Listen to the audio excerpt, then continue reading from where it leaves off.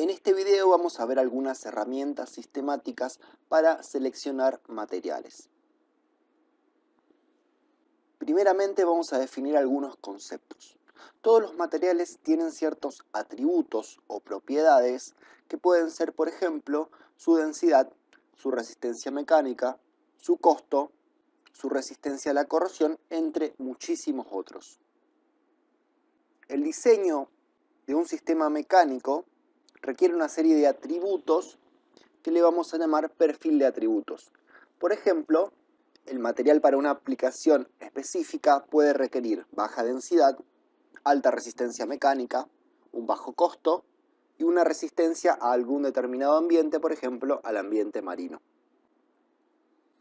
Así, la tarea de seleccionar un material consiste en, primeramente, identificar el perfil de atributos deseados para la aplicación y, en segunda instancia, comparar este perfil con los de los materiales de ingeniería para encontrar el mejor candidato que pueda usarse como material en esa aplicación. En el universo de materiales existen diferentes familias: cerámicos, vidrios, metales, polímeros, elastómeros y materiales híbridos o compuestos. Dentro de cada familia existen las clases de materiales, que es una subdivisión de la familia. Por ejemplo, dentro de los metales podemos encontrar los aceros, las aleaciones de base cobre, de base aluminio, de base titanio, de base níquel y de base zinc, entre muchas otras. Dentro de cada clase existen subclases. Por ejemplo, dentro de la clase aleaciones de aluminio existen las clases 1000, 2000, 3000 hasta el 8000. Y cada una de estas subclases tienen los miembros, que son los materiales específicos con composiciones específicas dadas. Por ejemplo, el 6013, el 6060, el 6061.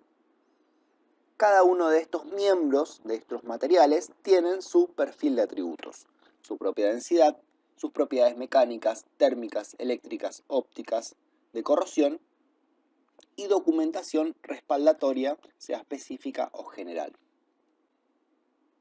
La selección así implica buscar la mejor correspondencia, como dijimos, entre los perfiles de propiedad de los materiales en el universo y el perfil de propiedad requerido en el diseño mecánico. Como dijimos, seleccionar un material requiere la comparación de los atributos de cada uno de estos miembros de cada una de las familias y compararlos con los atributos requeridos para la aplicación. Vamos a tomar el ejemplo de el visor de un casco de seguridad. Como primera instancia tenemos que tener en cuenta que los requerimientos de diseño tienen que ser, por ejemplo, en este caso, ser transparente para que el usuario del casco pueda ver a través de él, y tiene que ser moldeable para adaptarse a esta forma curva que tiene el visor del casco. Estas dos condiciones las vamos a llamar restricciones porque se tienen que cumplir sí o sí en el material.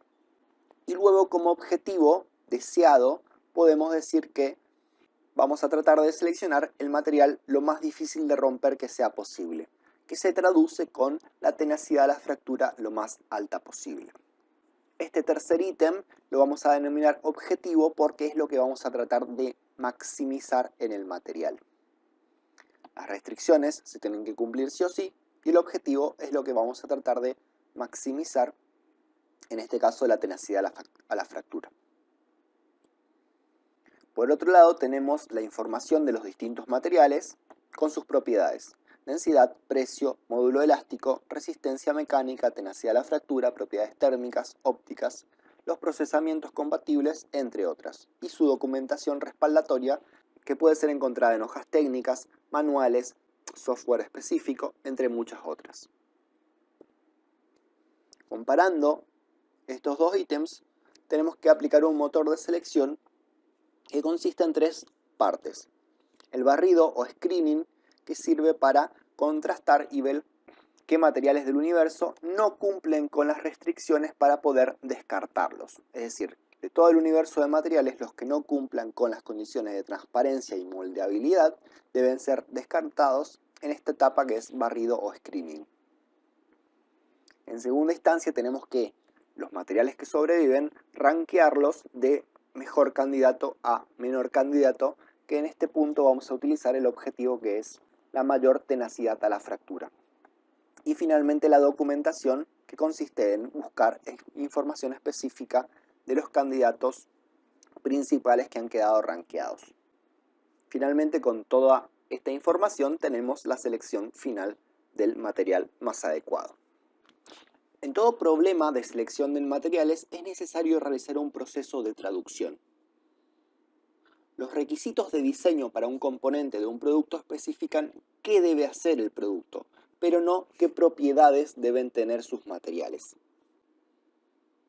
El primer paso en la selección de materiales es entonces uno de traducción. Convertir los requisitos de diseño, a menudo son vagos y cualitativos, en restricciones y objetivos que se puedan aplicar a base de datos materiales y traducidos en propiedades específicas que debe cumplir el material. Cualquier componente de ingeniería tiene una o más funciones que cumplir: soportar una carga, contener una presión, transmitir calor o electricidad, entre muchas otras. Estas funciones se logran cumpliendo ciertas restricciones de diseño. Por ejemplo, que ciertas dimensiones sean fijas, que el componente deba soportar las cargas o presiones del diseño sin fallar, que aísle o conduzca electricidad o calor, que pueda funcionar en un cierto rango de temperatura o en un ambiente dado. Al diseñar el componente, el diseñador tiene un objetivo. Por ejemplo, hacerlo lo más barato posible, o lo más ligero, o lo más seguro, o quizá alguna combinación de estos. Se pueden ajustar ciertos parámetros para optimizar el objetivo. El diseñador tiene la libertad de variar las dimensiones que no se han visto limitadas por los requisitos, y lo que es más importante, es libre de elegir el material del componente que está diseñando. Estas son entonces las variables libres, las que se pueden variar sin romper con el diseño, y por supuesto otra variable libre del problema va a ser el material a seleccionar. Veamos cómo ocurre el proceso de traducción en nuestro ejemplo práctico de selección del visor de un casco de seguridad. Los requisitos del diseño para la visera del casco son que necesitamos un material para proporcionar la máxima protección facial. Traduciendo, para permitir la visión clara, la visera debe ser ópticamente transparente.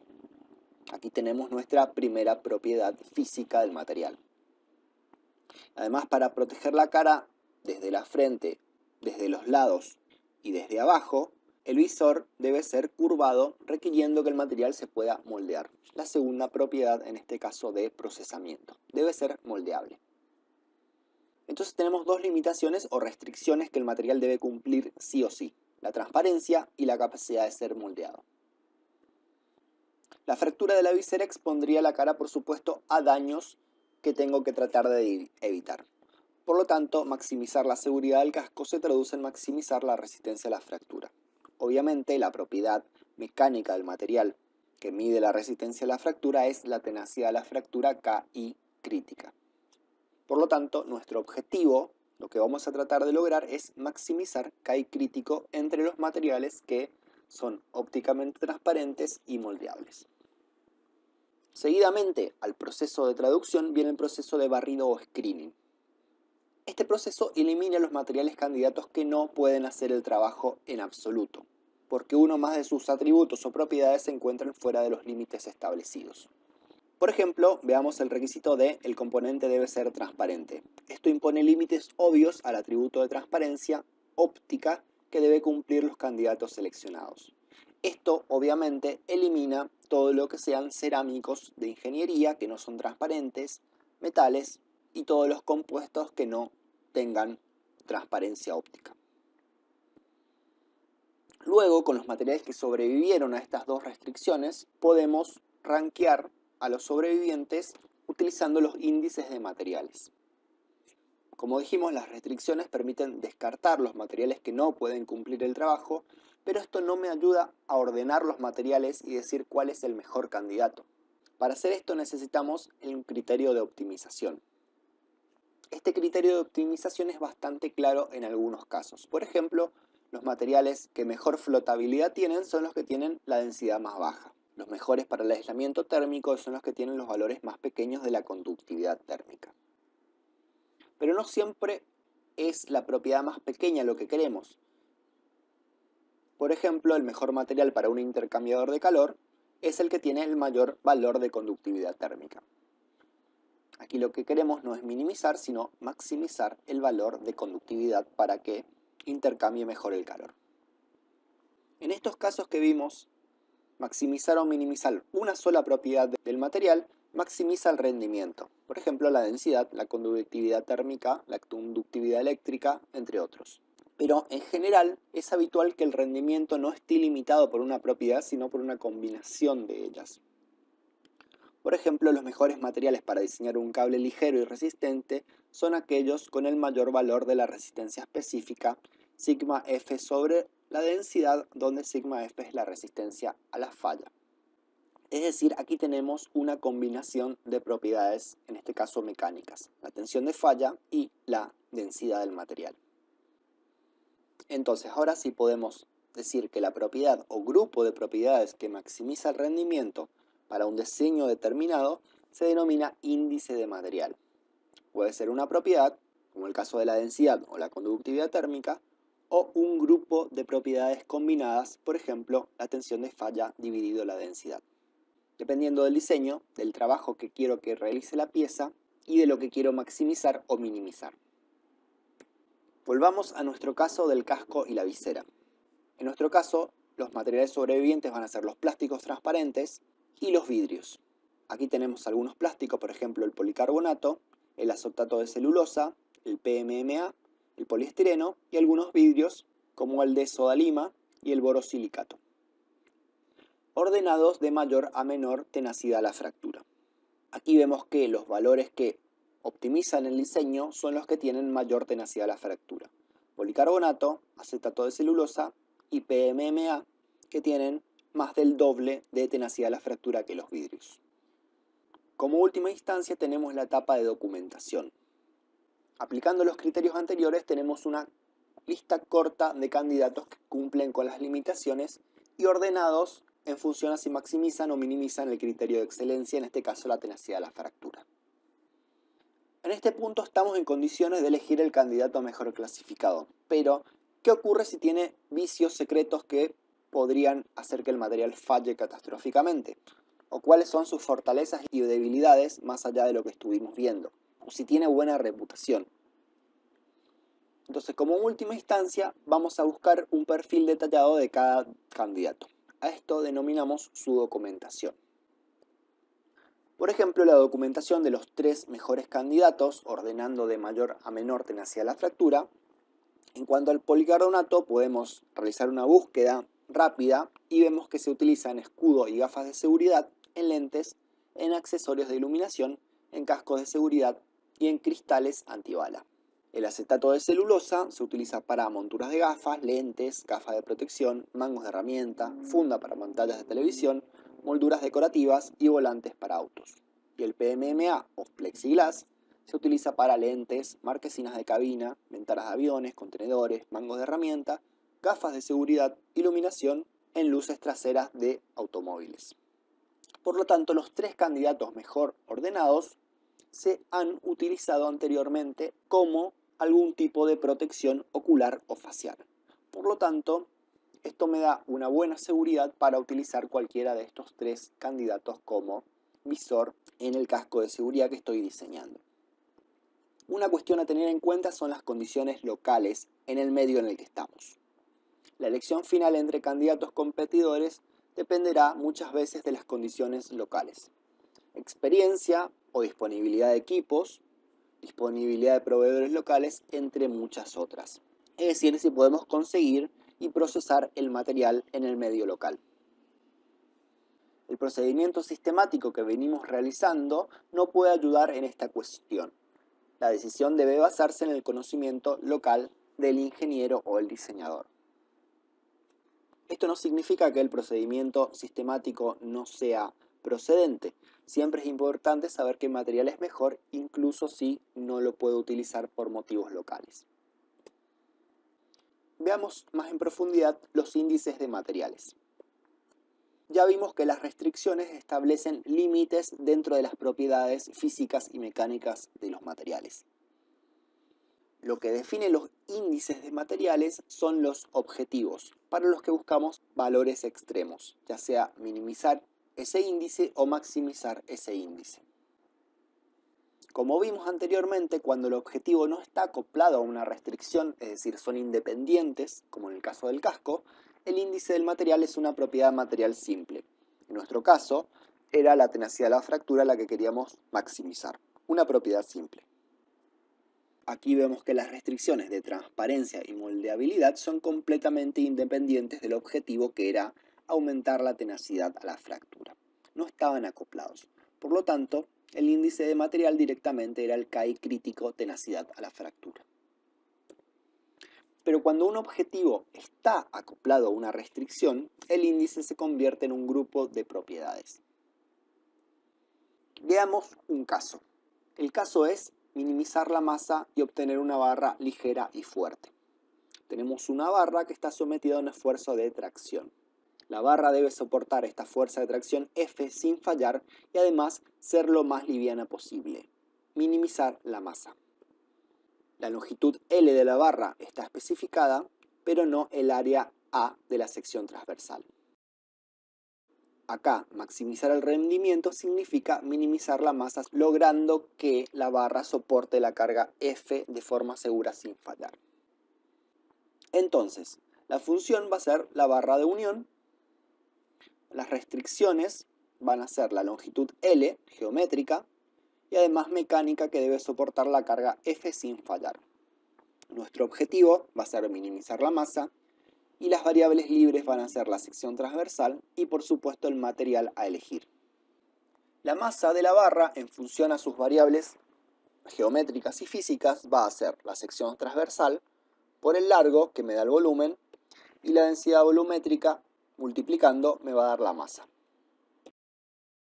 La tensión de falla del material tiene que ser mayor o igual que la fuerza F dividido la sección transversal. Esto lo sacamos de resistencia de materiales. La tensión máxima que soporta el material, es decir, la tensión de falla, debe ser mayor que la fuerza a la que está sometido el material dividido la sección transversal. Acá, si trabajamos un poco la expresión, si igualamos áreas en cada caso, nos queda que la masa debe ser mayor o igual que la fuerza F por la longitud L, la densidad sobre la tensión de falla del material. Como la fuerza y la longitud están fijas, para minimizar la masa debo minimizar este coeficiente ρ, densidad, dividido sigma F, tensión de falla. O lo que es lo mismo, maximizar la inversa, que es la tensión de falla dividido la densidad. Este es nuestro índice de material que queremos maximizar. Si queremos obtener una barra ligera y rígida en lugar de fuerte, es decir, que se deforme lo menos posible, podemos, trabajando de manera similar, obtener un índice que es el módulo de Young dividido la densidad. Y este índice es el que vamos a tratar de maximizar. Veamos otro caso. En este caso queremos minimizar la masa y obtener una viga de sección cuadrada, ligera y rígida. La viga está sostenida en dos apoyos en los extremos y sometida a una fuerza F en el centro. Por supuesto, va a tener un desplazamiento vertical hacia abajo, delta. Entonces, la función del material va a ser una viga.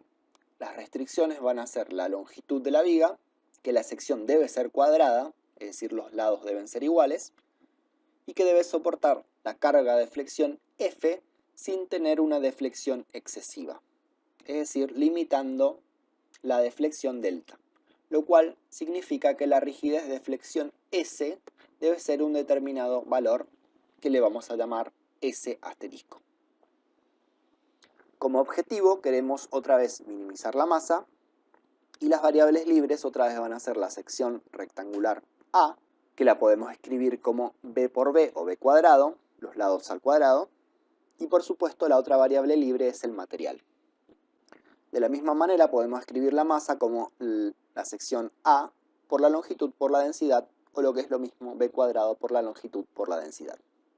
De resistencia de materiales podemos ver que la rigidez de flexión para este caso particular va a valer una constante C2 por el módulo elástico por la inercia de la sección dividido de la longitud al cubo. Y esa rigidez debe ser mayor o igual a la rigidez impuesta por las condiciones de diseño S asterisco, que me va a dar el límite máximo de deflexión. En este caso, la inercia de la sección va a ser B a la cuarta sobre 12. Al igual que en el caso anterior, podemos trabajar igualando B, en este caso, con el B que surge del reemplazar la inercia en esta ecuación, y obtenemos que la masa tiene que ser igual a 12 veces la rigidez de flexión S asterisco por la longitud al cubo dividido la constante C2, todo esto a la 1 medio por la longitud por ρ sobre E a la 1 medio. Y acá vemos que estos valores, S asterisco, la longitud, la constante C2 y otra vez la longitud, son todas restricciones como vemos aquí. Por lo tanto, para minimizar la masa tenemos que minimizar este coeficiente ρ sobre el módulo de elasticidad a la 1 medio. O lo que es lo mismo, maximizar el módulo de elasticidad a la 1 medio dividido la densidad ρ. Y este va a ser nuestro índice en este caso. Fíjense que es ligeramente distinto que en el caso anterior. L en este caso está elevado a la 1 medio. Es decir que los índices de materiales van a ser distintos en función justamente a la función que esté por cumplir el material. Entonces, resumiendo un poco los índices de materiales, tenemos distintas funciones que pueden ser una barra, una viga, un eje o una columna sometida a compresión u otras funciones mecánicas, térmicas o eléctricas que debe cumplir el material. Esto se traduce en ciertas restricciones, por ejemplo, una rigidez específica o una carga específica que debe soportar, o una vida de fatiga específica o una geometría específica entre muchas otras restricciones. Puedo tener distintos objetivos: minimizar los costos, minimizar la masa, minimizar el impacto ambiental, maximizar la energía almacenada por el material durante la deformación. Y todos estos ítems me llevan al índice del material, que tenemos que tratar de minimizar o maximizar en nuestra selección de material. Vamos a tener un índice distinto para cada una de estas combinaciones. Veamos algunos índices de materiales. Como vimos, la barra de tracción, si queremos minimizar el peso con una rigidez definida, viene dado por el módulo de Young sobre la densidad. En cuanto a la viga, para minimizar el peso o la masa con una rigidez definida, como en el caso que vimos anteriormente, es E a la 1 medio dividido la densidad. Si tenemos una viga, queremos minimizar el peso y tenemos una resistencia definida, es la resistencia a la tracción elevado a 2/3 dividido la densidad. Y este es el índice que tenemos que tratar de maximizar. Si tenemos una viga y queremos minimizar el costo de la viga con una rigidez definida, es E a la 1 medio por el costo específico del material, CM, es decir, el valor en dólares por kilo o pesos por kilo, por la densidad. En el mismo caso, pero con una resistencia definida, es lo mismo, solo que arriba tenemos la resistencia a la 2/3. Si queremos que el material sea material de resorte y queremos minimizar su masa para una energía determinada almacenada, va a ser el sigma de tracción al cuadrado dividido el módulo elástico por la densidad. Si queremos que el material aísle térmicamente, minimizando el costo a un flujo de calor definido, nuestro índice va a ser 1 sobre la conductividad térmica por el calor específico por la densidad. Si queremos que el material sea un imán electromagnético, maximizando el campo a una temperatura definida, nuestro índice va a ser el calor específico por la densidad dividido la resistividad eléctrica. Y así existen numerosos índices de materiales, además de este en función a la función que cumple, al objetivo y a las restricciones. Resumiendo un poco el proceso de selección, tenemos en primera instancia la traducción y derivación del índice, en donde hay que identificar los atributos del material que están restringidos por el diseño, decidir qué utilizaremos como criterio de excelencia para minimizar o maximizar, sustituir cualquier variable libre usando una de las restricciones, encontrar la combinación de propiedades del material que optimizan el criterio de excelencia, es decir, encontrando el índice a maximizar o minimizar. En el screening hay que aplicar los límites de los atributos. En cualquier diseño se imponen ciertas exigencias que no son negociables, las restricciones, sobre el material que estamos seleccionando. Estos límites de los atributos o propiedades se trazan como líneas horizontales o verticales en las tablas de selección de materiales. Aquí tenemos una tabla típica de selección de materiales en donde tenemos en el eje de ordenadas el módulo de Young en gigapascales y en el eje de abscisas la densidad, ambas en escala logarítmica. Y dentro de esta carta tenemos las familias de materiales ocupando un determinado espacio en esta carta. Por ejemplo, si queremos un material rígido que cumpla la restricción de tener por lo menos 10 gigapascales de módulo de Young, trazamos esta recta horizontal y solo sobrevivirán los materiales que estén por encima de esa recta horizontal. Si además queremos un material liviano de 3000 kilos por metro cúbico o menor a eso, trazamos una recta vertical y solo sobrevivirán los materiales que estén a la izquierda, es decir, que tengan densidades iguales o más bajas a 3000 kilos por metro cúbico. Entonces, aplicando este proceso de screening, con los límites de atributo, en este caso módulo de Young y densidad, nos quedamos con una porción muy pequeña dentro del universo de materiales. Por ejemplo, algunos materiales naturales, los compuestos, algunos cerámicos más livianos y algunos metales. De esta forma reducimos fuertemente los materiales que pueden cumplir con el trabajo impuesto. A continuación se clasifica utilizando los índices en gráficos. En este paso se debe buscar del subconjunto de materiales que cumplen con los requisitos aquellos materiales que maximizan el rendimiento. Vamos a utilizar el diseño de componentes rígidos y ligeros como ejemplo, ya que los otros índices de materiales se utilizan de forma similar. En este caso, si recordamos los dos casos vistos anteriormente, había que maximizar el índice módulo elástico sobre densidad o el índice módulo elástico a la U media dividido densidad. De la carta módulo elástico dividido densidad, en esta carta típica de selección de materiales con las distintas familias, podemos ver distintas rectas que me sirven para seleccionar el material. Por ejemplo, tenemos aquí una línea de E sobre ρ, otra línea con otra pendiente de E a la U medio sobre ρ y otra línea con otra pendiente más pronunciada de E a la 1/3 sobre ρ.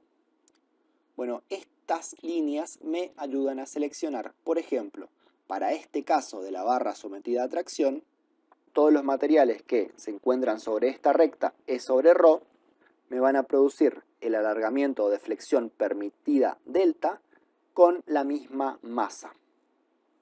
Todos los que estén sobre esta recta van a producir la deflexión delta con la misma masa. Los que estén por debajo van a tener una deflexión delta, pero el material diseñado para que tenga esa deflexión delta va a ser más pesado.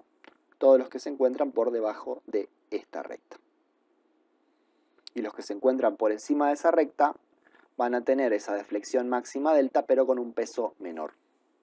Acá puedo ver qué materiales tienen mejor performance, los que están arriba de esta recta. Para el caso de la viga sometida a flexión, tenemos que el índice es E a la 1/2 sobre ρ, por lo tanto tenemos que utilizar esta otra recta con la pendiente diferente. En este caso, todos los materiales que se encuentren sobre una recta paralela a esta E a la 1/2 sobre ρ van a generar la deflexión delta con la misma masa.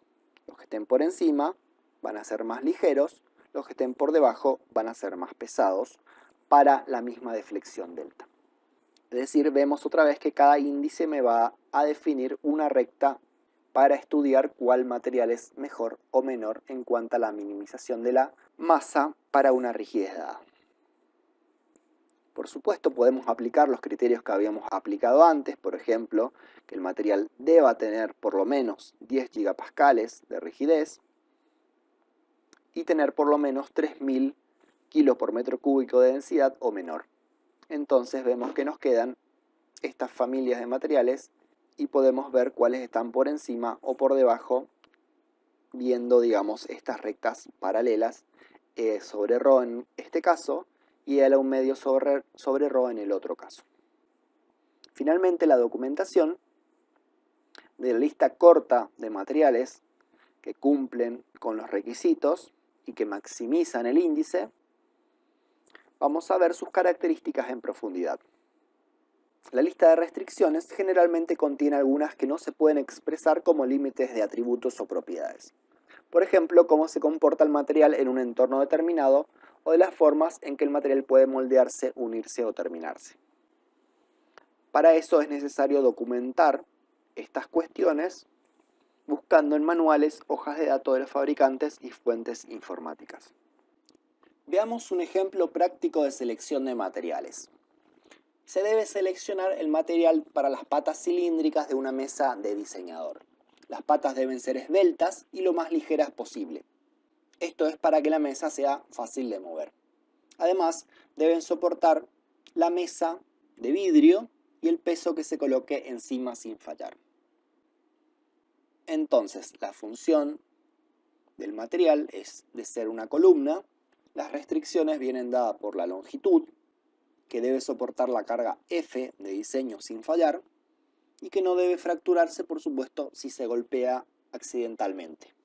Como objetivos surge minimizar el peso o la masa y maximizar la esbeltez, que es una condición del diseñador, que sean lo más esbeltas posible. Esto implica que la variable libre sea el diámetro de las patas, o 2R traducida como radio, y por supuesto el material a seleccionar.